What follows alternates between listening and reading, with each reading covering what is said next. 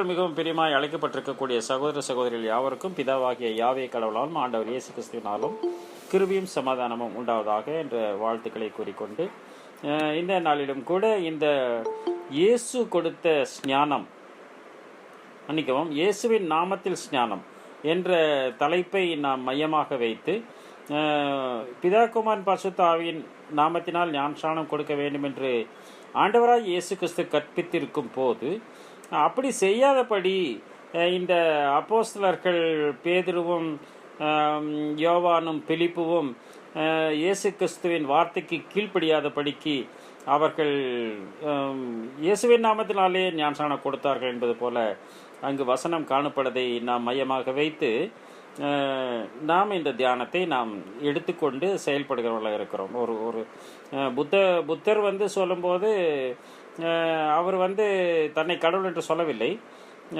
அவர் ஆசை ஒழிக்க வேண்டும் என்று காரியத்தை கற்றுக் கொடுத்தார். ஆனால் புத்தரை தெய்வமாக்கி விட்டார்கள் என்பதை தான் அந்த இடத்துல நமக்கு புரிந்து கொள்ளும். அதுபோல ஆண்டவராய் இயேசு கிறிஸ்துவும் அவர் பிதாவை அடையாளம் காட்டி சென்றார். ஆனால் அவர் காலத்திலேயே பிதாவை விட்டு இயேசுவை தொழுது கொள்ள ஆரம்பித்தார்கள். இயேசுவின் நாமத்தால் ஞானஸ்நானம் கொடுத்தார்கள். இதுதான் திரியேக தேவனுடைய நாமம் என்று பலவாறாக அங்கே வியாக்கியானம் சொல்லி வருகிறதை இந்த நாளிலே நாம் பார்க்கிறவர்களாக இருக்கிறோம். எனவே அதன் அடிப்படையில் அது சரியாகத்தான் இருக்குமா இல்லையா என்பதை வேத வசனங்களை நாம் ஆதாரமாக கொண்டு நாம் தியானித்து வருகிறவர்களாகவும் காணப்படுகிறோம் பிரியமானவர்களே. எனவே அதன் அடிப்படையில் நம்ம என்ன பண்ணுறோம், இதை ஆய்வுக்குள்ளாக எடுத்துக்கொள்கிறோம்.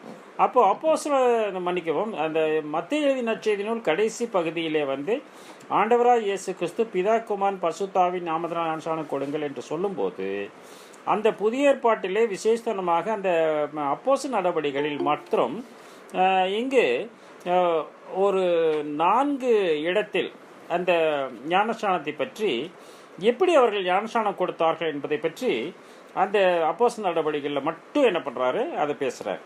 மற்ற இடங்களில் நம்ம தீர்த்து இந்த ரோமர் இந்த புத்தகத்திலெல்லாம் ஞானஸ்நானம் ரோமர் கொரிந்தியிலெல்லாம் ஞானஸ்நானத்தை பற்றி பேசியிருக்கிறார். அது தண்ணீரில் மூழ்கி எடுக்கக்கூடிய ஸ்நானத்தை பற்றியெல்லாம் பேசுகிறாரே தவிர இந்த பகுதியில் மட்டும்தான் அவர்கள் எந்த பெயரில் ஞானஸ்நானம் கொடுத்தார்கள் என்பதை அங்கு அழுத்த திருத்தமாக நான் வாசிக்கிறவர்களாக இருக்கிறோம் பிரியமானவர்களே. அது ஒரு 5 பகுதியாக அதை நாம் பிரித்து கொண்டு நாம் ஆய்வு செய்கிறவர்களாக நாம் இருக்கிறோம். அதாவது எருசலேமில் பேதுரு கொடுத்த ஸ்ஞானம், பெந்தேகோஸ்தே நாளில் இயேசு கொடுத்த ஸ்ஞானம். 2வதாக பிலிப்பு சமாரியாவில் கொடுத்த ஸ்ஞானம், அது 2வதாக பிலிப்பு கொடுத்த ஸ்ஞானம். பிலிப்பு கொடுத்த ஸ்ஞானத்தை நம்ம 2ஆக பிரிக்கணும். அதில் ஒரு பகுதியை என்ன பண்ணியிருக்கோம், நம்ம தியானமாக நம்ம எடுத்துக்கொண்டோம். அப்புறம் 3வது பேதுரு செசரியாவில் கொடுத்த ஸ்ஞானம். இப்போ 3 இடங்களை அந்த இடத்துல நம்ம பார்க்குறோம். அதாவது ஞானஸ்நானம் பெற்றுக்கொண்ட கொடுத்த நபர்கள் அப்படின்னு நம்ம பார்த்தோம்னா பேதுரு, பிலிப்பு, பவுல், இவங்க 3 பேர் தான் ஞானஸ்நானம் கொடுத்ததா அந்த இடத்துல பைபிளில் சொல்லப்படுகிறது. பேதுரு 2 முறை கொடுத்த அதை பற்றி பேசி எடுத்துக்கொள்ள வேண்டும் என்று சொல்வதாக பார்க்கிறோம். பிலிப்பு அவரும் 2 முறை இந்த ஞானஸ்நானம் பற்றி அவர் கொடுத்திருக்கிறார் என்பதையும் நாம் அந்த 8ஆம் அதிகாரத்தை மையமாக வைத்து முற்பகுதியும் பிற்பகுதியும் 2ஆக பிரித்து நம்ம ஆய்வு செய்கிறவர்களாக இருக்கிறோம். 3வது பவுல் எபேசு பட்டணத்தில் இந்த ஞானஸ்நானத்தை பற்றி அவர் பேசி திரும்பமாக என்ன பண்ணுகிறார், யோவான் கொடுத்த ஸ்நானத்தை மற்றும் அவர்கள் பெற்றிருப்பதை மையமாக வைத்து தியானித்து அவர்களுக்கு திரும்பமாக அவர் கர்த்தராகிய இயேசுவின் நாமத்தில் ஞானஸ்நானம் கொடுப்பதாக அந்த இடத்துல நம்ம பார்க்குறோம். அப்போது இதில் எல்லாமே ஜீசஸ் சொன்ன மாதிரி யாருமே கொடுக்கல அப்படிங்கிறது ஒரு வாதமாக அந்த இடத்துல ஒரு காணப்படுகிறது என்பதை பார்க்குறோம். அப்படின்னா இவங்க இயேசு கிறிஸ்து கர்த்தராகிய இயேசு கிறிஸ்துவின் நாமத்தினால் ஞானஸ்நானம் கொடுங்கள் அப்படி என்று சொல்லாமல் பிதாகுமாரன் பரிசுத்த ஆவியின் நாமத்தினால் ஞானஸ்நானம் கொடுங்கள் என்று தான் சொல்லி இருக்கிறார். அப்போ பிதாகுமாரன் பரிசுத்த ஆவியின் நாமம் கர்த்தராகிய இயேசு கிறிஸ்துவின் நாமம் என்று ஒருவேளை வாதிட்டவர்களாக இருந்தாலும், ஆனால் வசனம் என்ன சொல்கிறதுன்னு பார்த்தோம்னா இயேசு கிறிஸ்துவின் நாமத்தினால் அப்படிங்கிற இந்த நேம் ஆஃப் ஜீசஸ் கிரைஸ்ட் அப்படின்னு பேதுரு பெந்தேகோஸ்தே நாளில் எருசலேமில் கொடுத்த ஸ்ஞானத்தில் இந்த name of Jesus Christ, Lord Jesus Christ சொல்லலை, இந்த நேம் ஆஃப் ஜீசஸ் கிரைஸ்ட், இயேசு கிறிஸ்துவின் நாமத்தினால் அப்படின்னு அந்த இடத்துல சொல்லுகிறார். அதே மாதிரி பிலிப்பு சமாரியாவில் முதலாவது கொடுக்கும்போது கர்த்தராகிய இயேசுவின் நாமத்தில் என்று அங்கு பேசுவதாக பார்க்குறோம். அப்போ கிறிஸ்து அந்த இடத்துல சொல்லப்படலை. இந்த நேம் ஆஃப் லார்ட் ஜீசஸ், இந்த நேம் ஆஃப் காட் ஜீசஸ் சொல்லாமல் இந்த நேம் ஆஃப் லார்ட் ஜீசஸ் என்று அந்த அப்போஸ்தலர் நடவடிக்கை 8ஆம் அதிகாரம் முற்பகுதியில் இருக்கக்கூடிய பகுதியில் சமாரியர்களை சமாரியா புருஷர்களும் ஸ்திரீகளும் ஞானஸ்நானம் பெறும்போது இந்த ஞானம் அங்கே அறிவிக்கப்பட்டது என்பதாக அந்த இடத்துல நம்ம பார்க்குறோம். இது அங்கே அறிவிக்கப்பட்டதாக நாம் புரிந்து கொள்கிறவர்களாக இருக்கிறோம் பிரியமானவர்களே. அதையும் என்ன பண்ணுறோம், நாம் ஆய்வு செய்கிறவர்களாக இருக்கிறோம். பேதுரு எருசலேமில் பெந்தேகொஸ்தே நாள் கொடுத்த ஸ்நானம், கொடுக்கும்படி கட்டளையிட்ட ஸ்நானம். ரெண்டாவது பிலிப்பு சமாரியாவில் அங்கு கொடுத்த ஸ்நானம். இது ரெண்டுலேயுமே நீங்கள் பார்த்தோம்னா ஞானஸ்நானம் பெற்றுக்கொள்ளுங்கள், அப்போ பரிசுத்தாவின் வரத்தை பெறுவீர்கள் என்று பேதுரு பேசுகிறார். அப்படி என்ன பண்ணுறாரு, பிதா இவரை எழுப்பினார், பிதா இவரை கர்த்தர் என்று அங்கு சொன்னார் என்பதையும் அந்த இடத்துல நம்ம பார்க்குறோம். தேவன் இவரை, அதனால இவரை ஆண்டவர், இயேசுவை ஆண்டவராக்கினார், எழுப்பி ஆண்டவராக்கினார். அப்படி தேவன் எழுப்பினார், இயேசுவை ஆண்டவர் என்று சொல்லுகிறார். அப்போ இயேசுவின் நாமத்தினால் ஞானஸ்நானம் எடுக்கிறாங்க, பரிசுத்தாவின் வரத்தை பெறுவீர்கள் அப்படின்னு பிதா தான் இவர் எழுப்பினார்னு சொல்கிறாரு. ரெண்டாவது பரிசுத்தாவி ஞானஸ்நானம் எடுத்துட்டிங்கன்னா கிடைக்கும் அப்படின்னு என்ன பண்ணுறாரு, அந்த இடத்துல அவர் சொல்லுகிறார். அதே மாதிரி தான் இங்கே ஞானஸ்நானம் கொடுத்துட்றாங்க. பிலிப்பு ஞானஸ்நானம் கொடுத்ததுக்கப்புறம் அவங்க பரிசுத்தாவை பெற்றுக்கொள்ளாத பட்சத்தில் அவங்க என்ன பண்ணுறாங்க, பேதுரு யோவானையும் அங்கே அனுப்புகிறாங்க. பேதுரு யோவானும் வரும்போது என்ன பண்ணுறாங்க, அவங்க பரிசுத்தாவியை அவர்கள் பெற்றுக்கொள்ளத்தக்கதாக கைகளை வைத்து ஜெபித்து கைகளை வைக்கும்போது அவர்கள் பரிசுத்தாவை பெற்றுக்கொள்ளுகிறார்கள் என்று வசனம் போதுகிறது. அப்படின்னா இங்கே தண்ணீர் ஸ்நானம் ஆண்டவராகிய இயேசு கிறிஸ்து மையமாக தண்ணீர் ஸ்நானத்தில் வருகிறார். ஏன் ஆண்டவராகிய இயேசு கிறிஸ்து தண்ணீர் ஸ்நானத்தில் மையமாக வருகிறார் என்று கேட்டால், இந்த ஞான ஸ்நானமே மனம் திரும்பி பாவ மன்னிப்புக்கென்று ஞானஸ்நானம் எடுக்கும் போது கிறிஸ்துவுக்குள்ளாக மரித்து கிறிஸ்துவின் உயிர்த்தெழுதலில் சாயலில் இணைக்கப்பட்டவர்களாக எழுந்திருக்கிறார்கள். அப்படின்னு அந்த இடத்துல மையம் யார் வர்றாருன்னு பார்த்தீங்கன்னா ஜீசஸ் தான் வர்றாரு, குமாரன் தான் வர்றாருங்கிறத மையப்படுத்துறாரு. அதனால தான் அவர் பிதா சொல்லும்போது பிதா குமாரன்கிறார். அப்போ இயேசு கிறிஸ்துவின் காலத்துக்கு முந்தைய காலத்தில் நாம் பிதா என்று அழைக்கப்படுகிற யாவே கடவுளை அவர்கள் பிதாவாக அவர்கள் ஏற்றுக்கொள்ளவில்லை என்பதாக நம்ம இன்னைக்கு இஸ்லாமியர் நீங்க பார்த்தீங்கன்னா அவங்க ஃபாதர்னு சொல்ல மாட்டாங்க, கடவுளை ஃபாதர்னு சொல்லவே மாட்டாங்க. குரான்லேயே அப்படி இல்லை, அப்படி எழுதலை. தந்தை என்ற வார்த்தை உபயோகிக்க கூடாது என்பதாக நம்ம பார்க்குறோம். அதே மாதிரி யூதர்களும் என்ன பண்ணுறாங்க, தந்தை என்ற பதத்தை அவர்கள் உபயோகிப்பதில்லை என்பது. கிறிஸ்து வந்ததுக்கு அப்புறம் தான் அப்பா ஃபாதர், அப்பா பிதாவை, அப்பா ஃபாதர் அப்படிங்கிற பதம் அங்கு உபயோகத்தில் வந்தது என்பதாப்பா. அப்படின்னா பிதாவை அப்பான்னு நீங்கள் புரிஞ்சிருக்கணுங்கிறாரு. ரெண்டாவது இயேசு கிறிஸ்து பிதாவுடைய குமாரன்னு நம்ம தெரிஞ்சிருக்கணும் அப்படிங்கிறத தான் என்ன பண்ணுறாரு, இது பரிசுத்தாவின் துணையின் மூலமாக தான் தெரிந்து கொள்ள முடியும் அப்படிங்கிறத என்ன பண்ணுறாரு, அங்கே ஆணித்தரமாக ஆதாரத்தோடு அவர் சொல்லுவதாக அந்த இடத்துல நம்ம பார்க்குறோம். இன்னைக்கு நம்ம பார்க்கறது என்னன்னு பார்த்தோம்னா, இன்னைக்கு இந்த அப்போஸ்தலர் நடவடிக்கைகள் 10ஆம் அதிகாரத்தில் கொர்நேலியு வீட்டில் போய் என்ன பண்ணுறாரு, இவர் ஞானஸ்நானம் கொடுக்குறாரு. இந்த சம்பவம் தான் நடக்குது.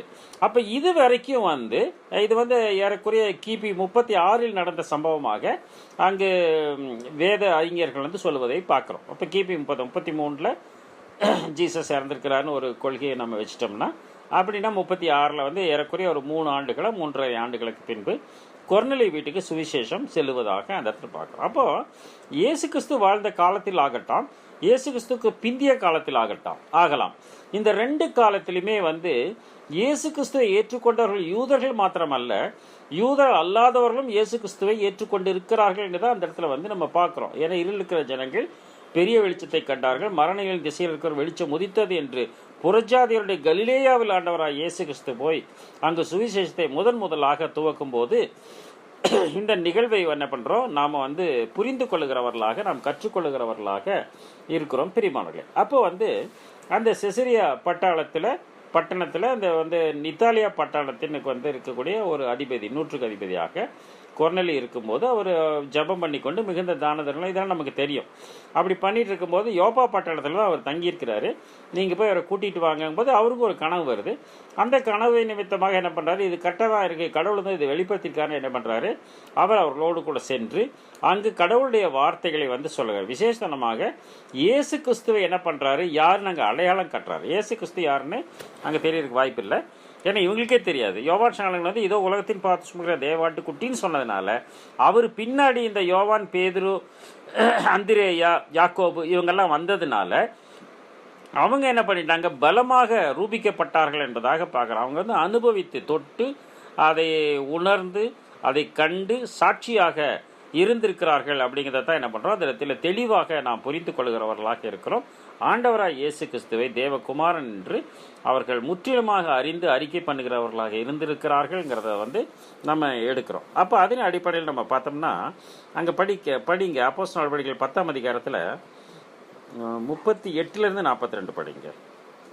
நசரேயனாகிய இயேசுவை தேவன் பரிசுத்த ஆவியினாலும் வல்லமையினாலும் அபிஷேகம் பண்ணினார். இங்க பாருங்க, இப்ப தேவன் சொல்றாரு, இயேசுவைன்னு சொல்றாரு, அபிஷேகம் பரிசுத்த ஆவியினால் அபிஷேகம் பண்ணு சொல்றாரு. அப்படின்னா தேவன் யாருங்கிறத வந்து நமக்கு தெரியும் இல்லையா, கடவுள் என்று வந்து நாம் சொல்லுகிறோம். அந்த தேவன் வந்து என்ன பண்றாரு, இந்த இடத்துல வந்து அவருக்கு பிதாவாக இருக்கிறாங்கிறது நம்ம தெரியும் இல்லையா. அப்போ அவர் பரிசுத்த ஆவியினால் அபிஷேகம் பண்ணினார் என்று சொன்னால் அவருக்குள் அந்த பரிசுத்த வல்லமை செயல்பட்டது அப்படிங்கிறது தான் என்ன பண்றோம். அதுக்காக என்ன பண்ண ஒரு என்கரேஜ்மெண்ட் அந்த இடத்துல வந்து கொடுக்கப்படுகிறது என்பதாக வந்து நம்ம பார்க்கிறோம். அவருக்குள் இருந்த கடவுள் அவரோடு கூட இருந்தபடியினால் அவர் நன்மை செய்கிறவராயும் பிசாசின் வல்லமையில் அகப்பட்ட யாவரையும் குணமாக்குகிறவராயும் சுற்றித்திருந்தார். அப்படின்னா அது கடவுளுடைய வல்லமை அவர்கிட்ட இருக்குது, அவர் நல்லது செஞ்சிருக்கிறாரு, பிசாசின் கட்டுக்களை விடுதலை பண்ணிக்கணும். இதெல்லாம் வந்து நாங்க கூடயே போய் பார்த்திருக்கிறோங்கிறத சொல்றாரு. அவர் என்ன பண்ணீங்களா, யூதருடைய தேசத்திலும் எருசலேமிலும் அவர் செய்தவைகள் எல்லாவற்றிற்கும் நாங்கள் சாட்சிகளாய் இருக்கிறோம். அவரை மரத்திலே தூக்கி கொலை செய்தார். ஆமா, அவர் என்ன பண்றாங்க, மரத்துல தூக்கி கொண்டு போட்டாங்க. நாங்க வந்து அவருக்கு சாட்சியா இருக்கோம், நாங்க கூடயே இருந்ததுனால நாங்க அவருக்கு வந்து விட்னஸ், ஜீசஸ் விட்னஸா நாங்க இருக்கிறோம் அப்படிங்கறது அந்த இடத்துல வந்து மையப்படுத்துறாரு. 40 மூன்றாம் நாளிலே தேவன் அவரை எழுப்பி பிரத்யட்சமாய் காணும்படி செய்தார். இங்கதான் நம்ம வந்து என்ன அண்டர்ஸ்டாண்ட் பண்ணலாம், அவங்க கொலை செஞ்சாங்க, இந்த தேவன் என்ன பண்ணிட்டாரு, அங்க வந்து எழுப்பிட்டாருங்கிறாரு. அப்போ குமாரன் மரித்தார், இங்க என்ன பண்ணிட்டாரு, தேவன் அவரை எழுப்பினார் அப்படிங்கிறத அந்த இடத்துல வந்து சொல்றாரு. அப்படின்னா இம்பார்ட்டன்ஸ் யாருக்கு கொடுக்குறாரு, அவரு கடவுளுக்கு கொடுக்குறாரு.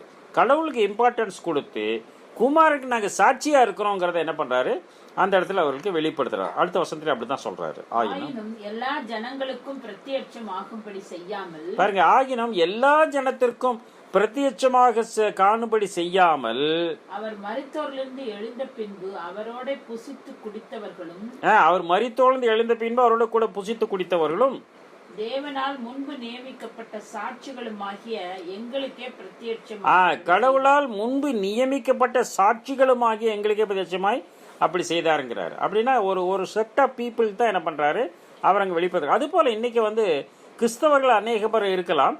அந்த எல்லா கிறிஸ்தவர்களுக்கும் வந்து இந்த தெளிவான சத்தியம், சரியான சத்தியம் போகுமா அப்படின்னு கேட்டோம்னா அது வந்து போவதற்கு வாய்ப்பில்லை என்பதாக பாருங்க. என்னைக்கு பவுலே அவருடைய காலத்தில் நம்ம பார்த்தோம்னா அவர் எண்ணிக்கை உள்ளவர்களுக்கு பிரசங்கித்தார் என்றுதான் அங்கு போடப்பட்டிருக்கிறதா அவர் சொல்லுகிறார் என்பதையும் நம்ம அந்த இடத்துல தெளிவாக பார்க்கிறோம். ரெண்டாவது என்ன பண்றாரு, நாங்கள் சாட்சிகளா இருக்கிறோம் என்று சொன்னார்.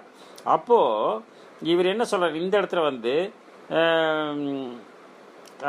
புசித்து குடித்தவர்களுமாகிய வருதவர்களும் கடவுளால் முன்பு நியமிக்கப்பட்ட சாட்சிகளுமாகிய எங்களுக்கே என்ன பண்றாரு, வெளிப்படுத்துறாரு என்பதாக பார்க்கிறோம். அப்படின்னா இப்ப கடவுள் முன்பாடி நியமிச்சிருக்காரு. இப்ப பவுல வந்து முன்னாடி ஒருவேளை பவுல் கிறிஸ்தவர்களை கொலை செஞ்சுட்டு போயிருந்தாலும் அவர் முன்னாடியே தெரிந்தெடுக்கப்பட்ட பாத்திரமா தான் இருந்திருக்கிறாங்க. நம்ம பிற்காலத்துல வந்து நம்ம புரிந்து கொள்கிறவர்களாக இருக்கிறோம். 42 அன்றியும் அவரே உயிரோடு இருக்கிறவர்களுக்கும் மரித்தோர்களுக்கும் தேவனால் ஏற்படுத்தப்பட்ட நியாயாதிபதி.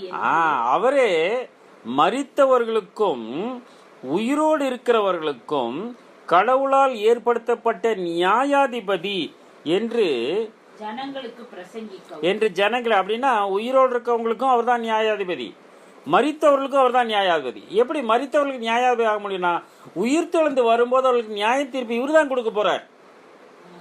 அப்ப மரித்தவர்களுக்கும் அவர் நியாயம் தீர்க்க போகிறார்.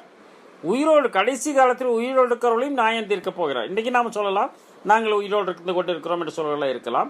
ஆனால் அப்படிப்பட்டவர்களுக்கும் அவர் தான் நியாய தீர்ப்பு வந்துட்டாருன்னா, அப்போ உயிரோடு இருக்கக்கூடிய மக்கள் கூட்டத்துக்கும் நியாயாதிபதியாக இருக்கிறார். அப்படின்னு என்ன பண்றாரு, கடவுளால் ஏற்படுத்தப்பட்ட நியாயாதிபதி என்று ஜனங்களுக்கு பிரசங்கிக்கவும் சாட்சியாக ஒப்புவிக்கவும் அவர் எங்களுக்கு கட்டளை. பாருங்க, எங்களை சாட்சியா முன்னாடியே வச்சுட்டாருன்னு சொல்றாரு. நாங்க அவருக்கு சாட்சியா இருக்கிறோங்கிறாரு, நாங்க சாட்சியா பிரசங்கிக்கிறோங்கிறார். அப்ப past tense, present tense, present continuous tense, இதுல எல்லாத்திலையும் என்ன பண்றாரு, எங்களை சாட்சியா ஒப்பிக்கப்பட்டு அவர் எங்களுக்கு கட்டளையிட்டார் என்று சொல்லுகிறார்.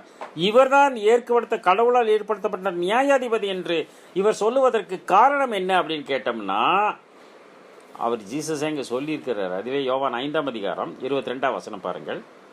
யோவான் 5:22.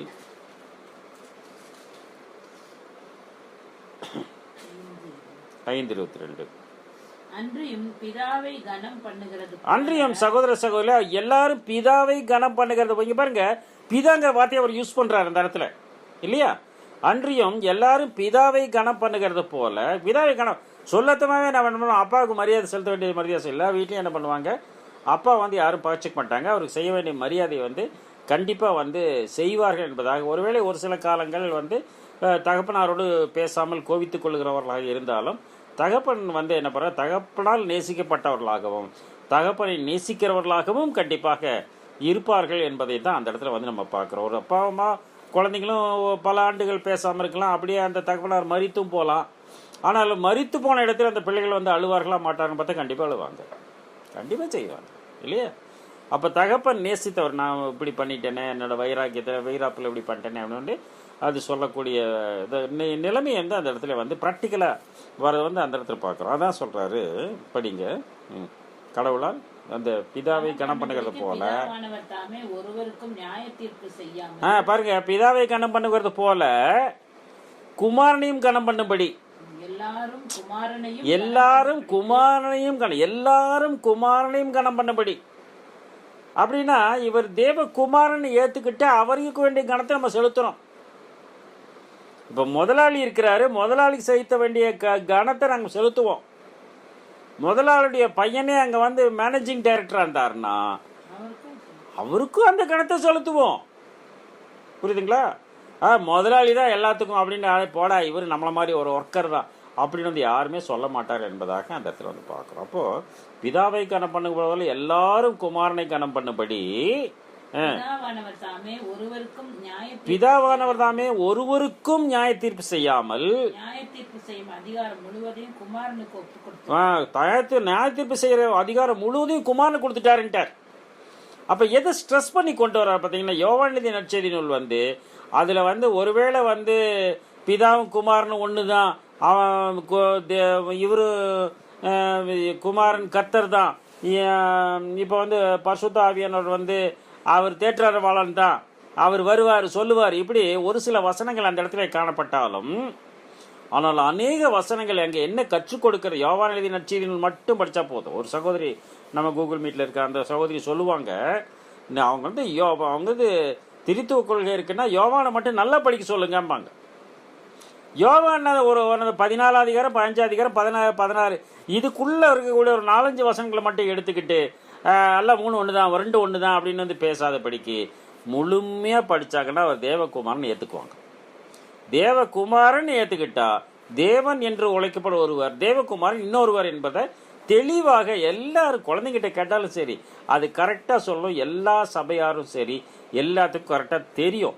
ஆனா சபையோட ட்ரெடிஷன் இருக்கு பாத்தீங்களா, பாரம்பரிய கொள்கை, அந்த பாரம்பரிய கொள்கையை வந்து நம்ம மாற்ற முடியாது. அப்படிங்கிறதுனால என்ன பண்றாங்க, அவங்க வந்து திரியேக தேவன் நாமத்திற்கு அவர்கள் செயல்பட்டு கொண்டிருக்கிறார்கள் என்பதுதான் உண்மை என்பதாக அந்த இடத்துல வந்து நம்ம பார்க்கிறோம். பிரியமானவர்களே, அதான் சொல்றாரு அவர். அப்போ பிதாங்கிறாரு, குமாருங்கிறாரு, இந்த 2 பேர்த்தையும் என்ன பண்றாரு, அங்க கொர்நேலியு வீட்டில் வந்து என்ன பண்றாரு, ஒரு அட்ரஸ் பண்றாரு என்பதை தான் என்ன பண்றோம்.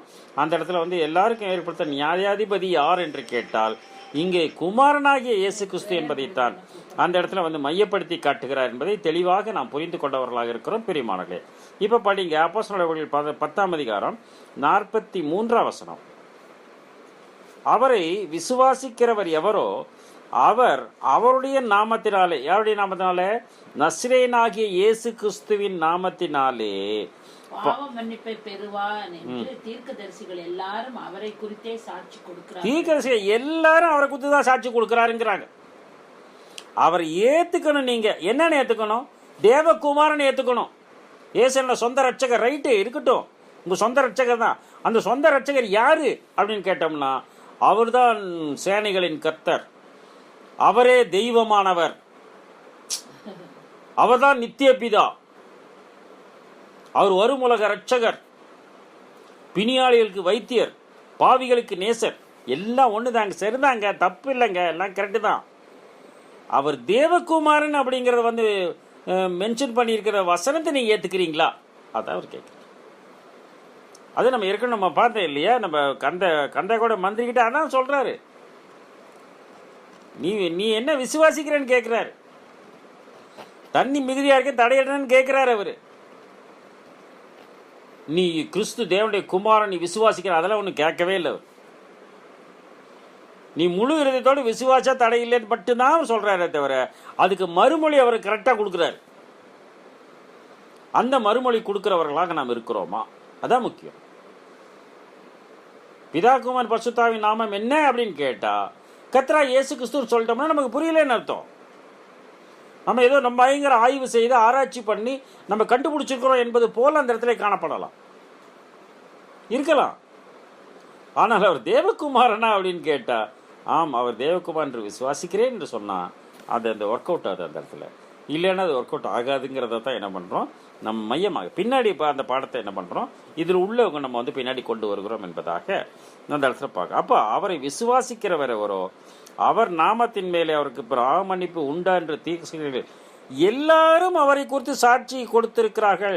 நாங்கள் சாட்சிகளாக இருக்கிறோம், தீர்க்கதரிசிகள் எல்லாரும் சாட்சி கொடுத்திருக்கிறார்கள் என்று அவரை குறித்தே சாட்சி கொடுத்திருக்கிறார்கள் அப்படின்னு சொல்லும் போதுதான் இந்த வார்த்தையை கேட்கிறவங்க பசுத்தா இறங்கிடுச்சு. அப்ப எல்லா தீர்க்கதரிசிகளும் இதை பற்றி பேசி இருக்கிறார்களா என்று என்ன பண்றோம், அந்த ஆய்வை வந்து என்ன பண்ணோம் நம்ம இதுக்குள்ளாக நம்ம கொண்டு வருகிறவர்களாக இருக்கிறோம் பிரியமானவர்களே. படிக்கலாம் ஏசாயாவின் புத்தகம் 53ஆம் அதிகாரம் 11ஆம் வசனம். ஏசாயின் புத்தகம் 53ஆம் அதிகாரம் 11ஆம் வசனம். ஏசாயா நிறைய வசங்களை பேசுறார். 53:11. அவர் தமது ஆத்தும வருத்தத்தின் பலனை கண்டு திருப்தியாவார். என் தாசனாகிய நீதிபரர் தம்மை பற்றும் அறிவினால் அநேகரை நீதிமான்களாக்குவார். அவர்களுடைய அக்கிரமங்களை தாமே சுமந்து கொள்வார். பாத்தீங்களா, அவர் அநேகரை நீதிமான்கள் எப்படி அவருடைய அக்கிரமங்களை தாமே சுமந்து கொண்டு அநேகரை நீதிமான்களாக்கி விட்டார் என்பதுதான் பொருள். நீங்க ஒரு 50 கிலோமீட்டர் தூக்கிட்டு போயிட்டு இருக்கிறீங்க, கஷ்டப்பட்டு தான் தூக்கிட்டு போயிட்டு இருப்பீங்க. ஆனா அந்த 50 கிலோமீட்டர் நீங்க தூக்கிட்டு போகும்போது 2 பேர் வந்து என்ன பண்றா, ஐயோ 50 கிலோமீட்டர் நீ ஒரு ஆளை தூக்குறியா, ரொம்ப கஷ்டப்பா, கொண்டாப்பா இங்க அப்படின்னு வாலிப பசங்க வாங்கிட்டாங்கன்னு வையுங்க, எப்படி இருக்கும் இல்லையா? ஒரு தகப்பனார் மறந்து விடுகிறார், தகப்பனை வந்து என்ன பண்றாங்க, தோல்ல சுமக்கணும்னு 2 பசங்க எடுக்கிறானுங்க. உடனே பார்த்தா நீ நகருப்பா அப்படி வாங்கிட்டாங்கன்னா அந்த பாரம் அவர்களுக்கு இலகுவாகிறது என்பதை தான் அந்த இடத்துல பார்க்கிறோம். அந்த கடைசி மட்டும் படிங்க. என் தாசனாகிய நீதிபரர் தம்மை பற்றும் அறிவினால் அநேகரை நீதிமான்கள் ஆக்குவார். அவர்களுடைய அக்கிரமங்களை தாமே சுமந்து கொள்வார். புரியுதுங்களா? அப்படின்னு ஏசாயா சொல்லிட்டாரு. இதோ உலகத்தின் பாவத்தை சுமந்திருக்கிற தேவாட்டு குட்டின்னு வந்து யோவான் சொல்றதுக்கு முன்னாடியே அவருடைய எல்லா அக்கிரமத்தையும் அவர் சுமந்து கொள்ளுவார் என்று என்ன பண்றாரு, அவரை விசுவாசிக்க வேண்டும் என்பதை அங்கு சாட்சியாக ஏசாயா பக்தன் பேசுகிறார் என்பதை பார்க்க. அதிலே 11ஆம் அதிகாரம் 1-2 வசனங்கள். 11:1-2. ஈசா என்ற அடிமரத்திலிருந்து ஒரு துளிர் தோன்றி அவன் வேர்களிலிருந்து ஒரு கிளை எழும்பி அந்த ஈசா என்ற அடிமரத்திலிருந்து ஒரு கிளை எழும்பி செழிக்குமாம். ஞானத்தையும் உணர்வையும் அருளும் ஆவியும். அவர்கிட்ட என்ன இருக்காமா? ஞானம், உணர்வு என்று அழைக்கப்படுற அருளக்கூடிய ஆவி இருக்கிறதாம். ஆலோசனையும் மெஞ்ஞானம், அருளும் ஆவியும். ஆலோசனையும் பெலனை அறியக்கூடிய ஆவி, பசுத்தாவி. அறிவையும் கர்த்தருக்கு பயப்படுகிற பயத்தையும் அருளும் ஆவியும் ஆகிய கடவுளுக்கு பயப்படுகிற பயத்தையும் அருளக்கூடிய ஆவியும் ஆவிய கர்த்தருடைய ஆவி அவர் மேல இருக்குன்ட்டார், அவர் மேல தங்கி இருக்குன்ட்டார். அப்படி சொல்லிட்டு என்ன பண்றாரு? 61ஆம் அதிகாரத்துல 1-3 இதைதான் இயேசுக்கு எந்திரிச்சு அந்த அந்த சின்னகாக் அந்த ஜப ஆலயத்தில் என்ன பண்றாரு? அவர் அந்த புத்தகத்தை வாங்கி வாசிச்சு அதை சுருட்டி கொடுத்துட்றாரு அவன் கையில. உங்கள் காதுகள் கேட்க இந்த வார்த்தை இன்றைக்கு நிறைவேறுது என்றும் பேசி விடுகிறார். அதுதான் பிரச்சனை ஆகி போகுது அந்த இடத்துல. 61:1-3 கர்த்தராகிய தேவனுடைய ஆவி என் மேல் இருக்கிறது. அந்த ஆவி வந்து அந்த கடவுளுடைய ஆவி ஏன் மேல இருக்கு. சிறுமைப்பட்டவர்களுக்கு சுவிசேஷத்தை அறிவிக்க கர்த்தர் என்னை அபிஷேகம் பண்ணினார். சிறுமைப்பட்டவர்களுக்கு நற்செய்தி அறிவிப்பதற்காக என்னை அபிஷேகம் பண்ணி இருக்கிறார். இருதயம் நொறுங்குண்டவர்களுக்கு காயம் கட்டுதல், இருதயம் நொறுங்குண்டவர்களுக்கு காயம் கட்டவும், சிறைப்பட்டவர்களுக்கு விடுதலையையும், சிறுதலைப்பட்டவர்களுக்கு விடுதலையும், கட்டுண்டவர்களுக்கு கட்ட அவிழ்த்தலையும், கட்டுண்டவர்களுக்கு கட்ட அவிழ்த்தலையும் கூறவும், கர்த்தருடைய அனுகிரக வருஷத்தையும், கர்த்தருடைய அனுகிரக வருஷம் 1000 ஆண்டு ஆட்சி பத்தி, நம்முடைய தேவன் நீதியை சரிக்கட்டும் நாளையும். பாத்தீங்களா? சொல்றாரு பாருங்க, ஒரு நாள் வருகிறது இங்க திருடை போல, அந்த நாளையும் அதற்கு பின்பு வரக்கூடிய ஆட்சியும் என்ன பண்றாரு? அறிவிக்க வந்திருக்கிறார். கூறவும், துயரப்பட்ட அனைவருக்கும் ஆறுதல் செய்யவும், சீயோனிலே துயரப்பட்டவர்களை சீர்படுத்தவும், அவர்களுக்கு சாம்பலுக்கு பதிலாக சிங்காரத்தையும், துயரத்துக்கு பதிலாக ஆனந்த தைலத்தையும், ஒடுங்கின ஆவிக்கு பதிலாக துதியின் உடையையும் கொடுக்கவும் அவர் என்னை அனுப்பினார். அவர் என்னை அனுப்பினான்ட்டார். புரியுதுங்களா? இதுதான் வாசினர் பண்ண அந்த சுட்டி கொடுத்துறாரு. அப்படின்னா ஏசாயா திரும்பமாக என்ன பண்றார்? இயேசு கிறிஸ்துவை பத்தி அவர் விசுவாசிக்க வேண்டும் என்பதை நம்ம இடத்திலே காட்டுகிறார் என்பதை பார்க்கிறோம். அதுல 28ஆம் அதிகாரம் 16ஆம் வசனம். ஏசாயா 28:16.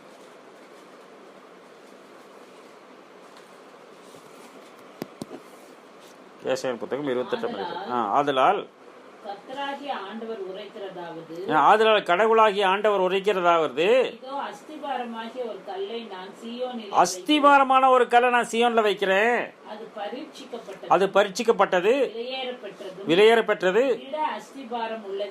திட அஸ்திபாரம். அதனாலதான் ஜீவனுள்ள கல்லாகி அவடத்தில் சேர்ந்தவர்களாகி நீங்களும் ஜீவனுள்ள கற்களை போல ஆவிக்கேற்ற மாளிகையாம் ஆசிரிய கூட்டம் கட்டுப்பட்டு வருகின்ற பேதுரு ஆசிரியரை முன்மொழிந்து எழுதுவதாக பார்க்கிறோம். அஸ்திவாரம் உள்ளதுமான மூளைக்கல்லா இருக்கும்.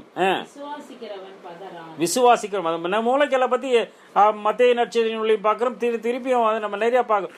சங்கீத புத்தகத்திலையும் பார்க்கிறோம். இதெல்லாம் பார்க்கிறோம் நம்ம. அதில் விசுவாசிக்கிறவன் பதறான் என்று சொல்லுவதாக பார்க்க. அதெல்லாம் சொல்றாரு.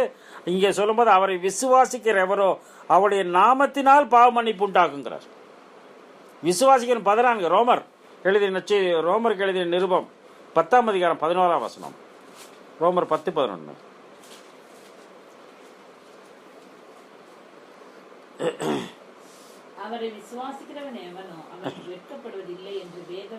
அதே சொல்ற, விசுவாசிக்கிற எவனோ அவன் வெட்கப்படுவதில்லை என்று வேதம் சொல்ற. அப்ப இந்த பழைய ஏற்பாடு சொல்லப்படுற இந்த வேதம் நமக்கு அநேக காரியங்களை வந்து வெளிப்படுத்துவதாக இந்த புதிய ஏற்பாட்டு நூலை வந்து நாம் படித்து தெளிவடைகளாக இருக்கிறோம். பிரியமானே, எரேமியா என்ன சொல்கிறார் பாருங்கள். 31:34. எரேமியா 31:34. எரேமியா புத்தகம் 31:34.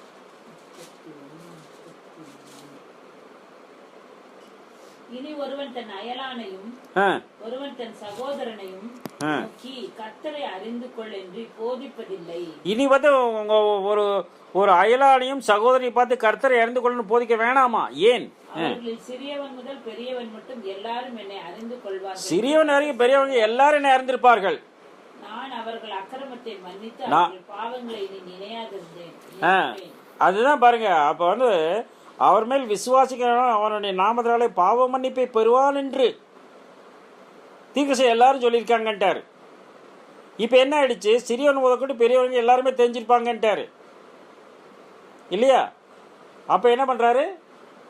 பாவ மன்னிப்பு அவர்கள் பாவங்களை இனி நினையாதிருப்பேன். அவர்கள் பாவங்களை மன்னித்து பாவங்களை நினையாதிருப்பேன் என்று முடிச்சிட்டீங்களா? நினையாதிருப்பேன் முன்னாடியே அப்படின்னு கத்த சொல்றாருன்ட்டார். நான் வந்து அதை மறந்துடுவேன். அப்படின்னா எரேமியாவையும் என்ன பண்ணுகிறார், அங்கே ஆண்டவராக இயேசு கிறிஸ்துவை பற்றி தெளிவாக எழுதியிருக்கார் என்பதை வந்து பார்க்குறோம். எசேக்கியேல் புத்தகம் 34:23. அவர் மீது நான் விசுவாசமாக இருக்க வேண்டும் என்பவர் இருக்கிறாரு. அவர் தேவகுமாரன் என்பதை அங்கே வெளிப்படுத்தவில்லை என்பதை தான் அந்த இடத்துல பார்க்குறோம். அதை தான் ஜீசஸ் வந்து என்ன பண்ணுறாரு, அங்கே நமக்கு சொல்லி சென்றார் என்பதை, நமக்கு காட்டி சென்றார் என்பதையும், வாழ்ந்து காட்டிச் என்பதையும் நாம் புரிந்து கொள்ளவர்கள் இருக்கிறோம். மனுபுத்திரனே, இஸ்ரவேல் தேசத்தின் பாழான இடங்களில் உள்ள குடிகள் ஆபிரகாம் ஒருவனாய் இருந்து 34:23 எசேக்கியேல் 34:23. அவர்களை மேய்க்கும்படி தாசனாகிய தாவீது என்னும் ஒரே மேய்ப்பவனை, என் தாசனாகிய தாவீது என்னும் ஒரே மேய்ப்பன் அப்படிங்கிற தாவீது அவர் செத்து போயிட்டார். அவர் மேரே மேய்ப்பவனே, நான் அவர்கள் மேல் விசாரிப்புக்காரராக நான் வைக்கிறேன். இவர் அவர்களை மேய்த்து. எவர்? அது எது? இந்த மேய்ப்பன் நானே நல்ல மேய்ப்பன், நானே பிரதான மேய்ப்பன், நான் ஆடுகளுக்கு பெரிய மேய்ப்பன் என்று அழைக்கப்படுகிற அந்த மேய்ப்பனை தான் என்ன பண்றாரு, இங்க ஏற்படுத்துகிறார் என்பதையும் நாம் தெளிவுபடுத்துகிறோம். இவர் அவர்களை மேய்த்து இவரே அவர்களுக்கு மேய்ப்பனாய் இருப்பார். இவர் அவர்களை மேய்த்து இவரே அவர்களுக்கு மேய்ப்பராய் இருப்பார் என்று என்ன பண்றாரு அந்த இடத்துல எசேக்கியேல் தீர்க்கதரிசி சொல்லுது. இதெல்லாம் வந்து கிறிஸ்துக்கு முன்னாடி ஒரு ஏறக்குறைய 600 ஆண்டுகள் முன்பாக எழுதப்பட்ட புத்தகங்களாக இருக்கிறது என்பதாக பார்க்கிறோம். தானியேலும் சொல்லுகிறார் பாருங்கள், 9ஆம் அதிகாரம் 24ஆம் வசனத்துல இதெல்லாம் அவரை குறித்து தீர்க்கதரிசிகள் வந்து எழுதியிருக்கிறாங்கிறத என்ன பண்றாரு, இந்த இடத்துல பேதுரு மையப்படுத்தி காட்டுறார். தீர்க்கதரிசிகள் மேல எழுதியிருக்காங்கன்னு முதல்ல நாம தெரிஞ்சுக்கணும் இல்லையா? அவங்க தெரிஞ்சிருந்தனால எழுதுறாரு. தானியேல் 9:24. மீறுதலை தவிர்க்கவும், பாவங்களை தொலைக்கவும், அக்கிரமத்தை நிவர்த்தி பண்ணுவதற்கும், நித்திய நீதியை வருவதற்கும், தரிசனம் தீர்க்கதரிசனம் எல்லாத்தையும் நிறைவேற்றுவதற்காகவும், மகா பரிசுத்தமுள்ளவரை அபிஷேகம் பண்றதுக்கும், ஜனத்தின் மேலும் உன் பரிசுத்த நகரத்தின் மேலும் 70 வாரங்கள். யார பத்தி பேசுறாரு? ஜீசஸ் பத்தி தான் பேசுறாரு. புரியுதுங்களா உங்களுக்கு? அது ஒரு தீர்க்க தரிசனம். 70 வாரங்களில் தீர்க்க தரிசனம் தனிப்பாடமா நம்ம ஏற்கனவே வந்து பார்த்துருக்கோம். கதைச்சித்தமா வரக்கூடிய காலம் மத்தியானம் எடுத்துக்கொள்ளலாம் பார்க்க. மல்கியாவின் புத்தகம் 3ஆம் அதிகாரம் 1ஆம் வசனம். மல்கியாவின் புத்தகம் 3ஆம் அதிகாரம் 1ஆம் வசனம். இதோ நான் என் தூதனை அனுப்புகிறேன். அவர் எனக்கு முன்பாக போய் வழியை ஆயத்தம் பண்ணுவார். இந்த யோவான் பத்தி நம்ம படிக்கும்போது இந்த படத்துல இந்த வசனத்தை டச் பண்ணி போடும். அப்பொழுது நீங்கள் தேடுகிற ஆண்டவரும் நீங்கள் விரும்புகிற உடன்படிக்கையின் தூதனுமானவர் தம்முடைய ஆலயத்துக்கு தீவிரமாரோ தனியா அவர் வந்துடுறாருங்கிறார். இதோ வருகிறார் என்ற கர்த்தர், சேனைகளின் கர்த்தர் வருகிறார். அப்படின்னா அவர் வருகை எதிர்பார்த்து கொண்டிருக்கூடிய மக்கள் ஆக நாம் இருக்கிறோம் என்பதான் பார்க்கிறார். சகரியான் புத்தகம் 3ஆம் அதிகாரம் 8ஆம் வசனம். அந்த சொன்ன கிளை எனப்பட்ட ஒரு தாசனை வரவேற்பேன்னார்ல, அதை அப்படியே ரிப்பீட் பண்ணி கொண்டு வராரு பாருங்க இவரு. சகரியா 3ஆம் அதிகாரம் 8ஆம் வசனம். இப்போதும் பிரதான ஆசாரியனாகிய யோசுவாவே, நீ கேள், உனக்கு முன்பாக உட்கார்ந்திருக்கிற உன் தோழரும் கேட்க கடவர்கள். நீயும் கேள், உன் தோழர்களும் கேட்க. மணவாட்டி வகுப்பாரும் திரள் கூட்டத்தை பற்றி தான் பேசுறாருங்க. நம்ம புரியறது இல்ல அப்ப அந்த இடத்துல. இவர்கள் அடையாளமாக இருக்கிற புருஷர், 1,50,000 அடையாளம் இருக்கிற புருஷர். இதோ கிளை எண்ணப்பட்டவராகிய என் தாசனை நான் வர, கிளை சொல்லல, கிளை எண்ணப்பட்டவராகிய என்னுடைய தாசனை வரவழைப்பேன். இதோ நான் யோசுவாவுக்கு முன்பாக வைத்த கல். போதுங்க, படிச்சிட்டீங்களா? அது 8ஆம் வசனம். அதான் அது கிளை எண்ணப்பட்டவராக தாசன். இவரை பத்தி இன்னும் மேலும் விவரமாக எழுதுகிறார் 6ஆம் அதிகாரத்தில் 12-13 வசனங்கள். 6ஆம் அதிகாரம் 12-13 வசனங்கள். அவனோட சொல்ல வேண்டியது சேனைகளின் கர்த்தர் உரைக்கிறது என்னவென்றால், அவனோடு சொல்ல வேண்டியது சேனைகளின் கர்த்தர் உரைக்கிறது என்னவென்றால், இதோ ஒரு புருஷன், அவருடைய நாமம் கிளை எனப்படும். அவர் தம்முடைய ஸ்தானத்திலிருந்து முளைத்தெழும்பி ஒரே புருஷன்கிறார். ஒரே புருஷனுக்கு கிறிஸ்து என்ற ஒரே புருஷன் நியமிக்கப்பட்ட கன்னிகைகள் 2 Corinthians 11ஆம் அதிகாரம் 2ஆம் வசனத்துல படிக்கிறோம். இதோ புருஷன், அவர் நாமம் கிளை எனப்படும். அவர் என்ன பட்டாராமா? அவர் தம்முடைய ஸ்தானத்திலிருந்து முளைத்தெலும்பி கர்த்தருடைய ஆலயத்தை கடவுளுடைய ஆலயத்தை அவர் கட்டுவார். அவரே கட்டுவார். அவர் மகிமை பொருந்தினவராய் சிங்காசனத்தின் மேல் வீற்றிருந்து ஆளுகையும் செய்வார். தம்முடைய சிங்காசனத்தின் மேல் அவர் ஆசாரியராயும் இருப்பார், ஆளுகையும் செய்வார். சமாதானத்தின் ஆலோசனை விளங்கும். இதுல சமாதானத்தின் ஆலோசனை விளங்குறது. அவர் ஆளுகையும் செய்வார், ஆசாரியராயும் இருப்பார். அதனாலதான் தாவீது என்ன பண்ணாரு, அவர் அரசனாக இருந்தாலும் ஏபோத்தை தரித்தார், ஆசாரியனாகவும் இருக்கிறார். எதற்கு? ஆண்டவராய் இயேசு கிறிஸ்து ஆசாரியனாகவும் இருந்து அவர் ஆளுகை செய்ய அரசராகவும் இருக்கிறார் என்பதைத்தான் அந்த நாம உங்களை ராஜாக்களும் ஆசாரிகளும் ஆக்கினேன். அப்படிதான் வரக்கூடிய ஆசாரிகளை ராஜாக்கள் ஆகிறவர்கள் ஆசாரிய ஊழியம் செய்கிறவர்களாக இருந்திருக்கார் என்பதை தான் அந்த இடத்துல மையப்படுத்தி காட்டுறார். இதுதான் இயேசு கிறிஸ்து எம்மா ஊருக்கு போகும்போது அவன்கிட்ட என்ன சொல்றாரு பாருங்க. 24 லூக்கா 24:27 லூக்கா 24:27 லூக்கா எழுதிய நூல் 24ஆம் அதிகாரம் 27ஆம் வசனம். மோசே முதலிய சகல தீர்க்கதரிசிகளும் எழுதின வேத வாக்கியங்கள். அவர் உயிர்த்தெழுதலை நம்பாதப்ப சொல்றாரு, மோசே முதலிய சகல தீர்க்கதரிசிகளும் எழுதின வேத வாக்கியங்கள் எல்லாவற்றிலும் தம்மை குறித்து சொல்லியவைகளை அவர்களுக்கு விவரித்து வேத வாக்கியங்கள் எல்லாவற்றிலும் தம்மை குறித்து எழுதியிருக்கிறவர்களை என்ன பண்ணுகிறார், அவர்களுக்கு அவர் விவரித்து காட்டுகிறார் பார்க்கிறோம். அப்ப அதெல்லாம் என்ன பண்றாரு, உயிர்த்தெழுந்து வந்த பின்பு இது எல்லாத்தையும் என்ன பண்றாரு, அவர்களுக்கு விவரித்து காட்டுகிறார் அப்படின்னு சொல்றாரு. தம்மை குறித்து எழுதியிருக்க எல்லாவற்றையும் அவர்களுக்கு அவர் விவரித்து காட்டினார் என்பதைத்தான் அந்த இடத்துல அவர் சொல்றார். படிங்க அதுலயே 44. அவர்களை நோக்கி மோசேயின் நியாயப்பிரமாணத்திலும் தீர்க்கதரிசிகளின் ஆகமங்களிலும் மோசேயின் நியாயப்பிரமாணத்திலும் தீர்க்கதரிசிகளின் ஆகமங்களிலும் சங்கீதங்களிலும் என்னை குறித்து எழுதியிருக்கிறவைகள் எல்லாம் நிறைவேற சங்கீதங்கள் என்னை குறித்து எழுதி எல்லாம் நிறைவேற வேண்டும் என்ன பண்ணிட்டாரு என்று நான் உங்களோடு இருந்த போது உங்களுக்கு சொல்லிக் கொண்டு வந்த விசேஷங்கள் இவை. நான் சொல்லிட்டே வந்தேன்ல உங்களுக்கு அப்படின்னு அந்த இடத்துல பேசுகிறேன். அதனாலதான் இயேசு பற்றிய சாட்சி தீர்க்க தரிசனத்தின் நிறைவேறுதலாக இருக்கிறது என்று அவர் பேசுவதாக பார்க்கிறோம். வெளிப்பசேஷம் 19ஆம் அதிகாரம் 10ஆம் வசனத்துல அது இயேசுக்கு தீர்ந்த தீர்க்கதரிசனங்கள் எல்லாமே இயேசுவுக்கு சாட்சியாக நிறைவேறியதாக இருக்கிறது. அதை தான் என்ன பண்றாரு இந்த இடத்துல சொல்லும் போது, அதை நீங்க விசுவாசிக்கணும் அப்படின்னு சொல்றாரு. அது நீங்க நீங்க படிக்கணும். நீங்க பழைய ஏற்பாடு நல்லா படிக்கணும். பழைய ஏற்பாடு நல்லா படிக்கும் போது என்ன பண்றோம், இயேசு எங்கெல்லாம் வரவாரு, மணவாட்டி எங்கெல்லாம் வர்றாங்க, திரள் கூட்டம் எங்கெல்லாம் வருதுங்கிற நம்மளால கண்டுபிடிக்கணும். அவரை விசுவாசிக்கிறவரோ அவர் நாமத்தினாலே பாவ மன்னிப்பு பெறுவார் என்று தீர்க்கதரிசிகள் எல்லாரும் அவரை குறித்து சாட்சி கொடுக்கிறார்கள் என்று சொல்லும் போது அவர் சும்மா இதை மட்டும் சொல்லிக்க மாட்டார், இன்னும் கொஞ்சம் விவரமா பேசியிருப்பார் அந்த இடத்துல, இல்லையா? விவரமா பேசியிருப்பார். அப்படி பேசும்போது என்ன நடக்குதுன்னு பார்த்தோம்னா, அப்போஸ்தலர்கள் 10ஆம் அதிகாரம் 44ஆம் வசனத்துல இந்த வார்த்தைகளை பேதுரு பேசிக் கொண்டிருக்கையில், இந்த வார்த்தைகளை பேதுரு பேசிக் கொண்டிருக்கையில் வசனத்தை கேட்ட யாவர் மேலும் பரிசுத்த ஆவி இறங்குதுங்கிறார். வசனத்தை கேட்கறவங்க மேல எல்லாம் பரிசுத்த ஆவி இறங்கிடுச்சுட்டார். அப்படின்னு இந்த வசனத்தை அவங்க நல்லா கேட்கும் போது அவர்கள் இருதயம் சுத்தமாகி விட்டது, மனம் திரும்பி விட்டார்கள். ஏற்கனவே மனம் திரும்பி இருக்காங்க, இப்ப தான தர்மலாம் பண்ணிட்டு இருக்காரு அவரும் வீட்டாரும். இருதயம் சுத்தமானது, மனம் திரும்பி விட்டார்கள். ஞானஸ்நானம் ஒண்ணுதான் பாக்கி, வசனத்தை கேட்டவங்க மேல பரிசுத்த ஆரம்பிச்சு. ஏன் மற்ற இடங்களில் தண்ணீரில் ஸ்நானம் கொடுத்ததுக்கு பின்பு பரிசுத்த ஆவி இறங்கியது. ஆனால் கொர்நேலி வீட்டில் மாத்திரம் தண்ணீர் ஸ்நானம் கொடுப்பதற்கு முன்பாகவே பரிசுத்த ஆவி இறங்கி விட்டது. இதெல்லாம் சொல்லி முடிச்சுட்டு அவர் போய் வாங்க போய் இவங்களுக்கெல்லாம் ஞானஸ்நானம், நாங்களாம் ஞானஸ்நானம் எடுக்கலாமா, எங்களுக்கு என்ன தடை கேட்கும்போது பரவாயில்ல வாங்கி எடுத்துக்கோங்க போது கூட வந்த விருத்த சேதனம் உள்ளவர்கள் கண்டிப்பாக தடை பண்ணி இருப்பார்கள். அதான் அங்க நிகழ்வு, கண்டிப்பா தடை பண்ணியிருப்பாங்க. அதனாலதான் என்ன பண்ணிட்டாரு, முதல்ல பரிசுத்த ஆரம்பிச்சிட்டாரு. இப்ப என்ன பண்ணுவாங்க, நம்ம விளக்க முடியாது, நம்ம மேல வந்த மாதிரி இவங்க மேல வந்துருச்சு, தண்ணீரை விளக்கலாமா அப்படின்ட்டு யார் நாமத்தினால் ஞானஸ்நானம் கொடுத்தார்கள் என்ற காரியத்தை கர்த்தருக்கு சித்தமானால் நம்ம அடுத்த வகுப்பிலே தியானமாக எடுத்துக்கொள்ளலாம். பிதாவாகிய யாவே கடவுள் ஆண்டவராகிய இயேசு கிறிஸ்து வழியாக இந்த வார்த்தைகளை இன்ற நாளின் வார்த்தைகளை ஆசீர்வதிப்பார்.